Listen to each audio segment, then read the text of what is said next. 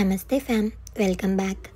ఇదైతే నేను goal scheme start చేసి ఆర్నమెంట్ తీసుకునే వరకు జరిగిన ప్రాసెస్ అనమాట.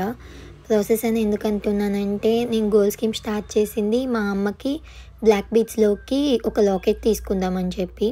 కానీ నేను లాకెట్ తీసుకోకుండా వేరే ఐటెం తీసుకోవాల్సి వచ్చింది.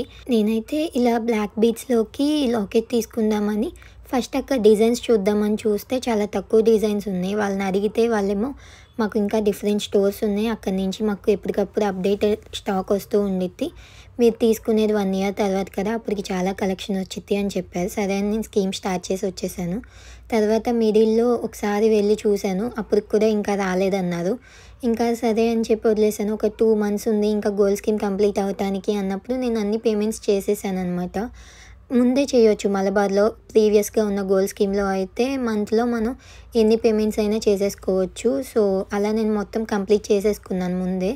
ఇంకా వెళ్ళి చూస్తే అప్పుడు కూడా అసలు డిజైన్స్ లేవు. ఏంటి అసలు డిజైన్స్ లేవు, నేనేమో దీనికోసం పే చేశాను కదా, మీరేమో అసలు డిజైన్స్ తెప్పిస్తామని తెప్పించకుండా అలానే గడిపేస్తున్నారు అని అడిగితే, ఇలా సోమాజిగూడలో మెయిన్ బ్రాంచ్ ఉంటుంది, అక్కడ అన్ని డిజైన్స్ ఉంటే మీరు వెళ్ళి అక్కడ ఏదైనా సరే ఆర్నమెంట్ సెలెక్ట్ చేసుకుంటే ఇక్కడికి పంపిస్తే మేము బిల్లింగ్ అదంతా ఇక్కడ చేస్తామని అన్నారు.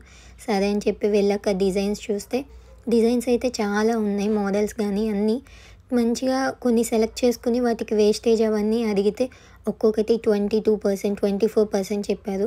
నేను జాయిన్ అయినప్పుడు ప్లెయిన్ గోల్డ్కి 15.9 ఇంకంతే మ్యాక్సిమం అని చెప్పారు. బట్ ఇక్కడ చూస్తే ప్లెయిన్ గోల్డ్కి కూడా వాళ్ళు చాలా ఎక్కువ చెప్పారనమాట. ఏంటి అని అడిగితే దానిలో యూస్ చేసే డిజైన్కి ఎక్కువ కటింగ్స్ అవి ఉండి అలా ఉంటే ఎక్కువ వేస్టేజ్ పడిద్ది అని చెప్పారు. ఇంకా నాకైతే అక్కడ కొన్ని నచ్చినాయి, వాటికి ఎస్టిమేషన్ తీపించుకుని వచ్చేసాను. బట్ తర్వాత ఆలోచించుకున్నాను అనమాట. ఇప్పుడు నాకేమో 14% వరకే ఆఫ్ ఈ స్కీమ్లో, బట్ నేనేమో ఈ 24%, 28% ఉన్న లాకెట్స్ తీసుకుంటే ఇంకా నాకు ఆల్రెడీ 14% పోగా ఇంకా 10 to 14% నేను ఎక్స్ట్రా కట్టాల్సి వచ్చింది. ఇంకా నాకు స్కీమ్లో పెద్ద బెనిఫిట్ అనిపించలేదన్నమాట. సో నేను ప్లెయిన్లోనే తీసుకుందాం, అది కూడా నాకు యూజ్ అయ్యేలాగా, అంటే స్కీమ్ కట్టినందుకు యూజ్ అయ్యేలా తీసుకుందాం అని చెప్పి ఇంకా ప్లెయిన్ ఆర్నమెంట్స్ అన్నీ చూస్తూ మొదలుపెట్టాను. నాకు అక్యుములేట్ అయిన గోల్డ్ అయితే 8 grams. 8 grams పైన చిన్న మిల్లీగ్రామ్స్ అనమాట. సో 4 grams అన్నట్టు ఇయర్ రింగ్సా లేకపోతే అలా చూస్తున్నాను అనమాట. ఇంకప్పుడు ఇంట్లో మా అమ్మకి కానీ నాకు కానీ చెవి చుట్లు లేవు, అందుకని చెప్పి ఆ డిజైన్స్ చూసాను. అవి పెద్ద ఎక్కువ డిజైన్స్ ఏం లేవు అక్కడ. ఇంకా తర్వాత వాటిలో ఉన్న వాటిలో నాకు కొన్ని నచ్చినాయి పక్కన పెట్టుకున్నాను. అండ్ ఇయర్ రింగ్స్ కూడా అలానే చాలా చూశాను అనమాట.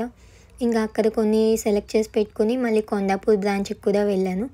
వెళ్ళి అక్కడ కూడా కొన్ని చూశాను, లక్ష్మీదేవి అలా. ఇదైతే నాకు బాగా నచ్చింది, కాకపోతే ఆ ఫినిషింగ్ అదంత నచ్చలేదు.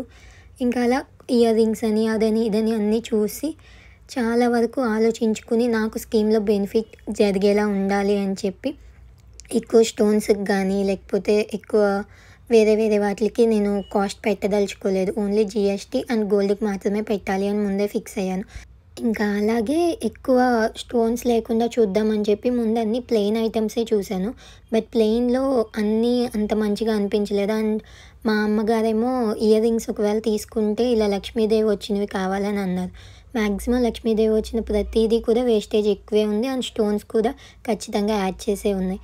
ఇంకా అలా ఒక 2-3 స్టోర్స్ తిరిగి ఎక్కడ నచ్చినాయి అక్కడ అన్నీ వాటి QRs ఇంకా వాటి వేస్టేజ్ కానీ అన్నీ ప్రతిదీ కనుక్కొని ఒక లిస్ట్ అవుట్ చేసుకున్నాను అనమాట. నేను ఏది తీసుకుంటే నాకు ఎంత వేస్టేజ్ పడిద్ది, ఎంత కాస్ట్ నేను ఎక్స్ట్రా పే చేయాల్సి వచ్చింది, అవన్నీ ఫైండ్ అవుట్ చేసుకొని ఫైనల్గా అయితే నేను ఆర్నమెంట్ తీసుకున్నాను. ఫైనల్గా నేను ఈ ఆర్నమెంట్ తీసుకున్నాను. నాకు ఎంత ఎక్స్ట్రా పే చేయాల్సి వచ్చింది తెలుసుకోవాలనుకుంటే ఛానల్ సబ్స్క్రైబ్ చేసుకోండి.